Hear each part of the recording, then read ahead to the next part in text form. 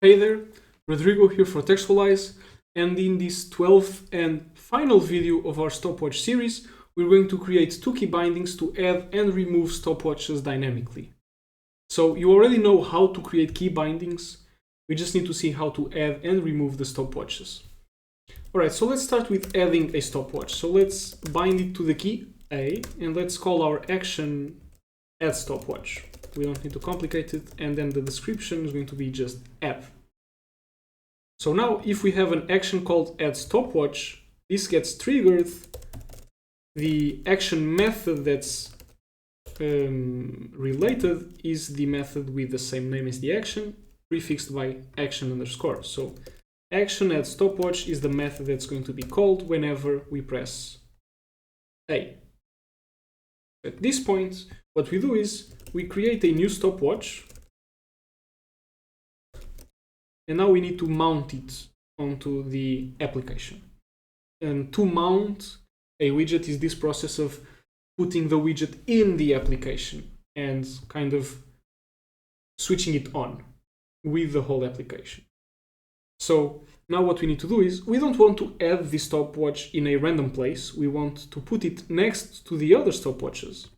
And all the other stopwatches are inside this scrollable container called stopwatches. So what we're going to do is we're going to query the app for this container, and then we're going to mount this stopwatch inside that container. So again, we can write query one because we know there's one and only one of these containers, and let's query it by ID to make sure that we really grab this specific container, so that if our app then uses other scrollable containers for other things, our query still works, because there's supposed to be one and only one container that's encompassing all of our stopwatches. So we're going to query one by ID, stopwatches, and this is our container, right? And now what we do is we take the container and we call the method mount, so that we can mount our stopwatch on top of the container or inside the container. And now for a nice little effect at the end, after we're done, we're going to take the stopwatch and we're going to scroll visible, which means if we have plenty of stopwatches, when we press A and add a new one, the app scrolls so that stopwatch, the new stopwatch, is visible. So let's, oops, I didn't mean to do this. Let's check that this works. There's a bunch of stopwatches here, and I can press A, and you can see that whenever I press A, let me show it to you, whenever I press A, I get a new stopwatch. So A. All right, and these are still working. If I press A now, I'm going to scroll all the way to the bottom. So this is nice. Now, what we want to do is do the reverse thing.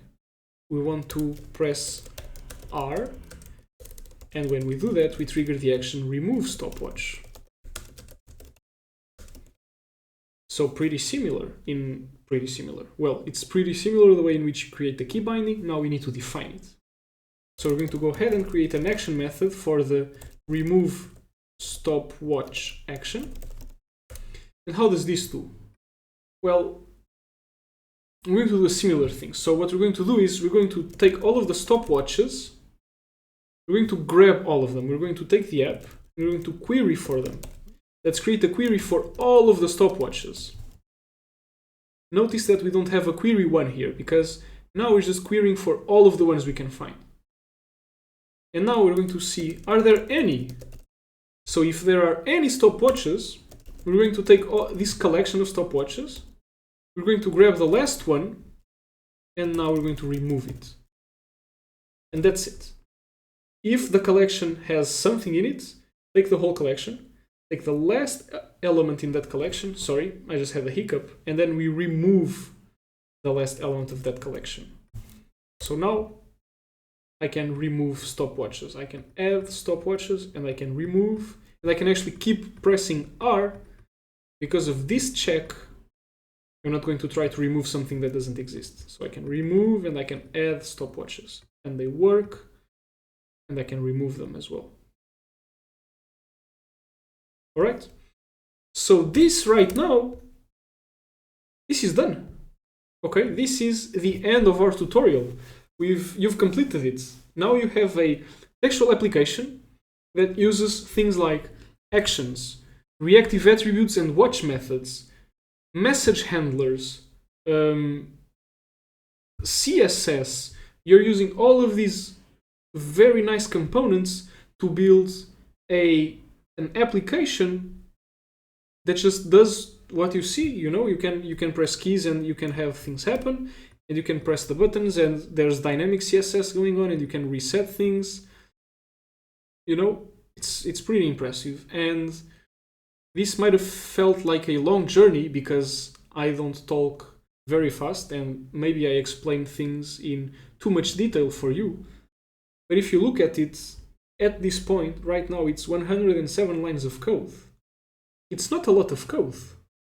It's actually a surprisingly small amount of code for taking into account everything you've been able to implement. So take a moment to rejoice in your glory and feel free to take a look at the textual documentation, take a look at the guides, take a look at the widgets, see what widgets look interesting, try to use them, take a look at the guides and learn even more about Textual. Join our Discord server, chat with us, and I can't wait to see what you build. I'll see you soon. Bye.